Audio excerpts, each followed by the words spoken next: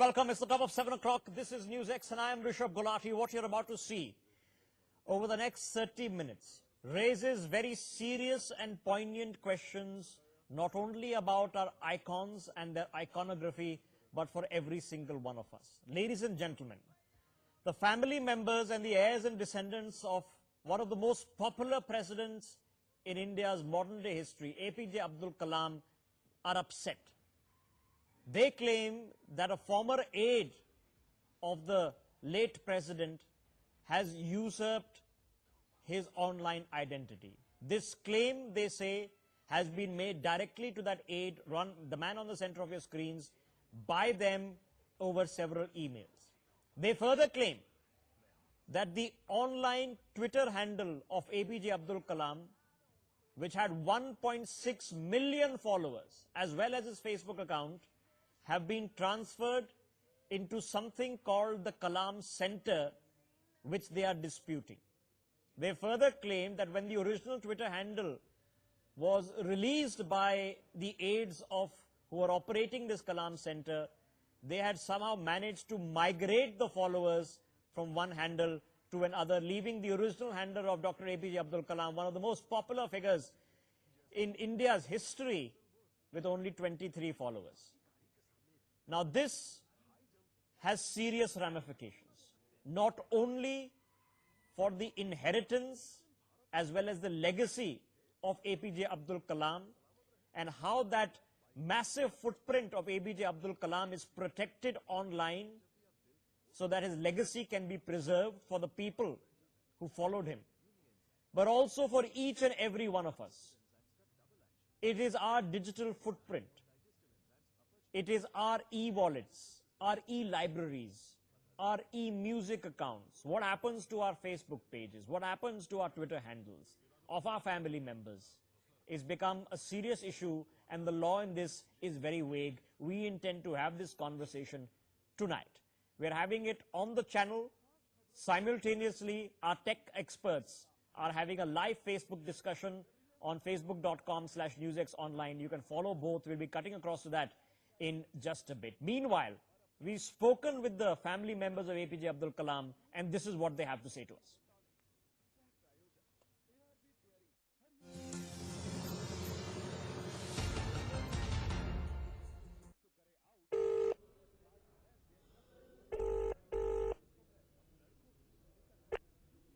Hello.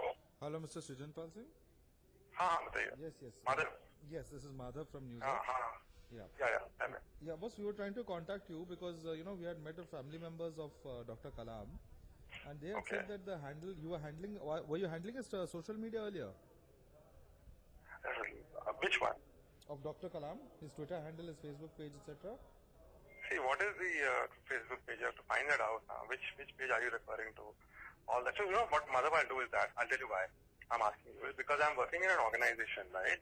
It's, and the organization, I'm an employee. I'm not supposed to, talk to media without permission.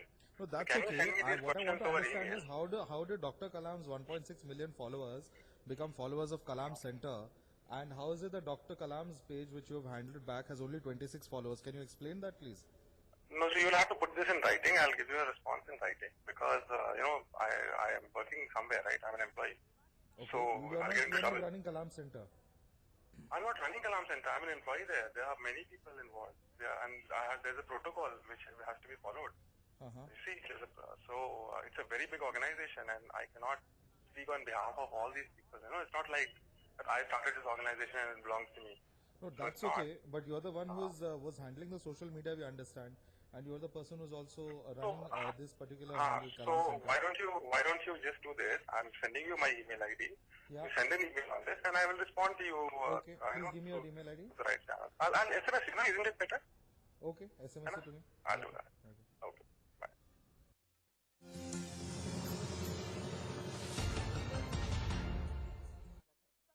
Dr. APJ Abdul Kalam அவர்களுடைய Twitter account, Facebook account, இது சம்பந்தமான விஷயங்களை எங்களுக்கும் ஒப்படைக்கணும். நிறைய முறை ஸ்ரீஜன் பால் கூட நாங்கள் தொடர்ந்துருக்கோம். ஆனால் அவர் இதை பற்றி எந்த விதமான அக்கறை எடுக்கிறதில்ல, எங்களுக்கு ஒப்படைக்கிறாங்க. அவரோட கலாம் சென்டருக்கு எல்லாத்தையுமே மாற்றிக்கிட்டு எங்களுக்கு எம்டியாக கொடுத்துருக்காரு. அதனால் இது சரியான முறை இல்லை. இவர் இதை இப்படி செஞ்சிருக்கிறதுனால இதற்கு நாங்கள் மறுபடியும் பொதுவாகவும் வேண்டுகோள் விடுக்கிறோம், தனிப்பட்ட முறையிலையும் பொதுவாகவும் வேண்டுகோள் விடுக்கிறோம், தனிப்பட்ட முறையிலையும் வேண்டுகோள் விடுக்கிறோம். அவங்களுக்கு எல்லாம் கொடுக்கல அப்படின்னா Twitter company. Okay, let's open up this conversation. Joining me on the broadcast, Lokpriya, my colleague, is live with us from Chennai. Also, Sheikh Dawood is joining us. He is, of course, one of the relatives of APJ Abdul Kalam. Sheikh Dawood, thank you very much for taking out your time this evening, sir. Just stay on with me. I want to quickly go across to my colleague Lokpriya, who's been reporting on this story. Lokpriya, this is very, very intriguing, and it is a very, very important issue. Here is the legacy of this man who needs to be properly preserved.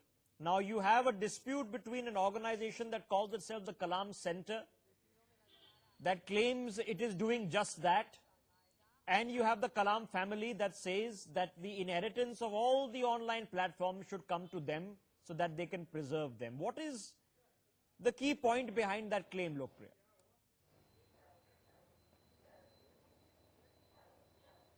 Well, the family members of APJ Abdul Kalam are very saddened after they heard about the news that all the followers in Abdul Kalam's Twitter handle have now been migrated to another handle called Kalam Center. They say that the Srijit Pal Singh, the person who was associated with Abdul Kalam has now done this, and they want the original Twitter handle of Abdul Kalam to be returned back to the family. They say that Abdul Kalam's name should not be used for any other purpose, especially the followers, because their contention is that these are followers of Abdul Kalam and not for Kalam Center. Kalam Center is an individual effort done by certain people. It is an NGO that is run by people who were associated with Kalam, and what the person has done is that this followers from APJ Abdul Kalam's Twitter handle has now been migrated to Kalam Center. That is the claim by the family of Kalam, and they say that this needs to be stopped because they have not got any permission from the family to do so. Now this could well indeed be a well-intentioned effort, but here is the point of confusion, and the reason it is important, and we're picking this up today, because it's about the legacy of one of India's most well-respected great leaders, great scientists, people's president he was called, and it has a direct bearing as a precedent set for all of us who have an increasingly large digital platform. What happens to our digital afterlife is an important question which is now eminently emerging within India. We're going to get into that aspect with my colleague Madhav there, who's speaking to our resident techie to explain what happens on this. But before we cut across to that, I want to quickly rope into the individual, Mr. Dawood, who's sitting on our screens right now. Sheikh Dawood, if you can hear my voice, thanks very much for hearing us through. What exactly, as far as you are concerned, happened to these social media accounts of the late president, Mr. Dawood? So, this handle was handled by privately associated Srijit Pal Singh. We have been asking him to return his official Facebook ID, official Kalam and APJ Abdul Kalam Twitter handle. We have not got back. Suddenly, when we asked, he in Twitter handle he migrated all the followers to Kalam Center and gave us an empty handle. So that's what is happening. So all the users are migrated to Kalam Center. Okay, but what's the problem? So we are asking. The followers are only for Dr. Kalam, not for Kalam Center. Okay, but what's the issue here? What's the issue with this? Do you have an issue here, Mr. Sheikh Dawood, because you feel that this is being used for commercial purposes, that some profiteering is happening out of this to the misuse of the name? What's your issue? Yeah, I believe they're trying to promote a Kalam Center NGO in official ID. So, but that is not a good idea, right? So people are following APJ Abdul Kalam, not Kalam Center, which nobody endorses. All right. Okay, so you say that some part of the Twitter handle with users migrated has been returned. Now, what have you done, sir, to follow this up? Mr. Dawood. When we have written an email to him asking him to give back the handle and username password for both. And there is somebody called Sony Kalam Center. I don't know. He had written back saying that this is the ID and this is the password for Twitter. And when we logged in, we were actually shocked to see that there was no follower, only 26 followers. We were actually shocked. And so the same question you were asking, I'm also, I don't know. Then we found out that if I can ask you, Sheikh Dawood, it's been many months, sir. How is it that this has become or come to the light now? Why is it that it's taken you so long, sir, to bring this out?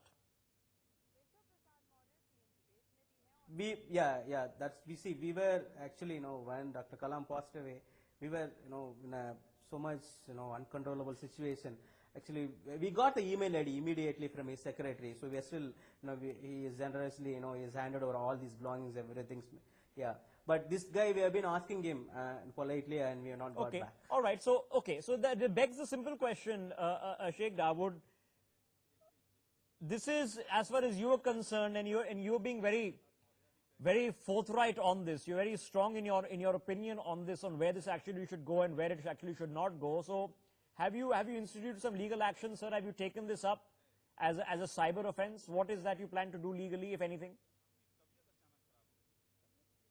Yes, this is a cyber offense. We are still waiting for.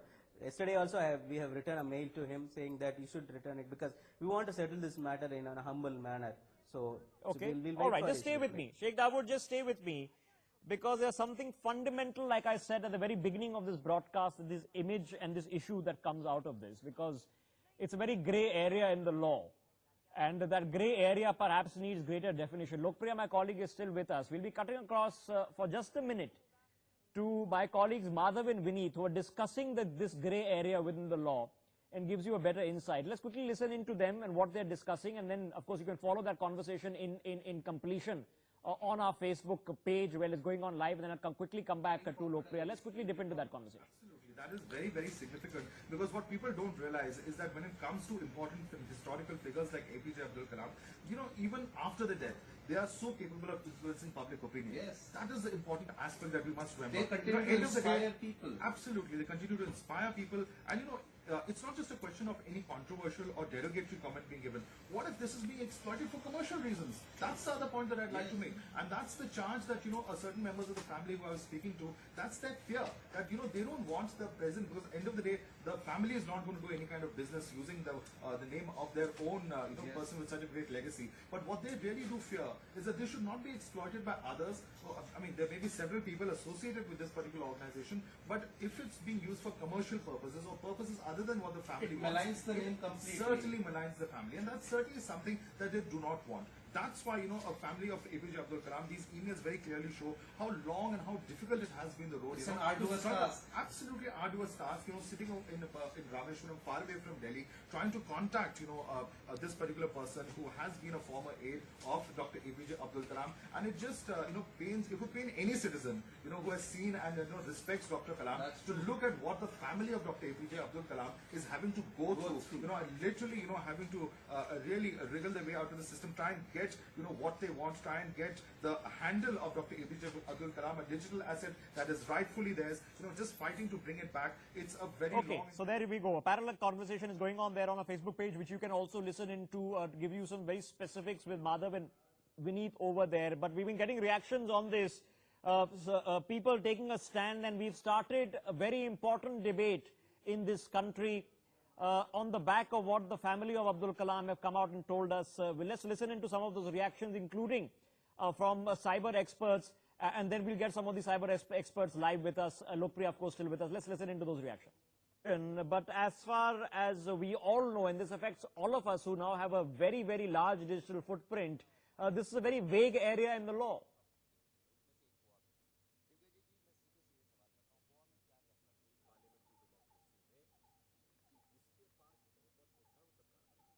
Footprint has become so prevalent in our society. In our day-to-day life itself, we use our digital medium for almost everything, accessing from music to paying internet bills.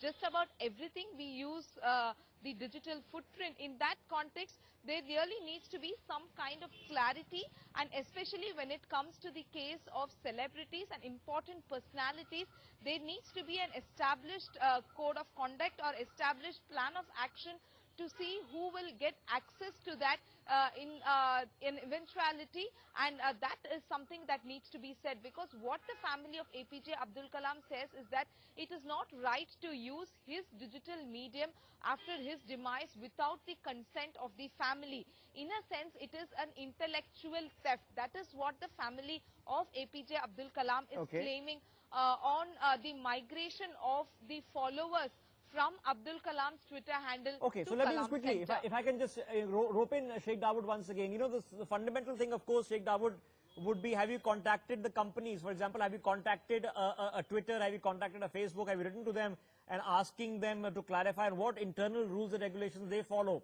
when it comes to all of this? Mr. Dawood. We will be contacting Twitter and Facebook officially, and legally we will tell them this is not the whatever their objection we are going to give it. All right, you know, you've been telling us about your concerns. So what are your concerns? Is this about, as far as you're concerned, about the legacy and the memory of the late great president above anything else? Is that what you're mostly concerned about? Yes, now that is what, see, I was getting a call actually from a couple of people and, well-wishers of Dr. Kalam, and said, what happened, why this, numbers declined, and because they were not aware of it, who is controlling it. So that is how, people are responding. They are very disappointed, and they think this cannot be done, just migrate all the users to some other handle and without telling anything what is happening. Okay. All right, all right. Sheikh, I would just stay with me. Quickly going back to Lokpriya once again. Lokpriya, the family has made its stand clear. Now it is, of course, whether this has to be an action that has to be taken by the family alone, or it is an action that has now been taken, has to be taken up by someone in government. Has someone in government in Tamil Nadu considered this as an action, or are they hoping that the center will take it up?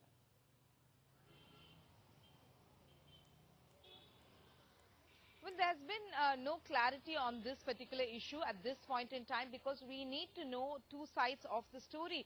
We are getting to know the information from Kalam's family, but when Madhav just tried speaking to the person from Kalam Center, he was not very forthcoming with the details. So we need to get that version before we can elicit a response from the government. But at this point in time, what we can establish is clearly there needs to be a standard operating procedure in a situation like this, because this is something a very unique and peculiar situation, because the person that we are talking about is one of the towering personalities of India, and he is no more, and his Twitter account is being used to promote another NGO, and the family is not okay. So we put the issue out there.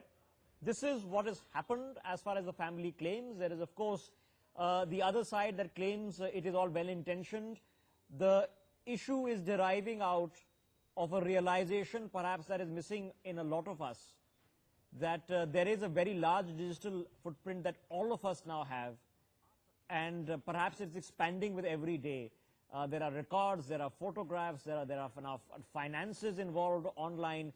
There are e-wallets which are being created. There are e-libraries.